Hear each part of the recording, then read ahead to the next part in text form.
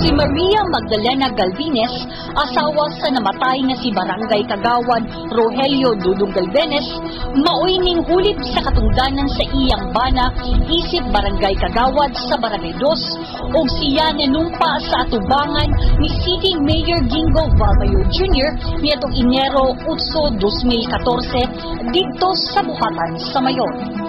Ang asawa ni Dudong Galvines na si Maria Magdalena nagsugod sa pagpungko bilang bagong kagawad sugod niadtong Enero 8 ning tuiga.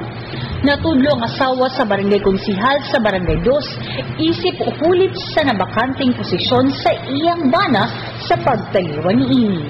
Ang pagtudlo sa Barangay Council sa Barangay 2 ka Maria Magdalena Galvines ubos kini sa Barangay Resolution No. 14-002 diha sa ilang gihimong regular session niadtong Enero 2014. Diha sa mga oath-taking nga nausabang presensya ni J. Dignalice, CLGOO sa DILG San Carlos, punong barangay sa Barangay 2 Amay Mercado ug Meredith Bargamento ang Barangay Secretary sa nasangpit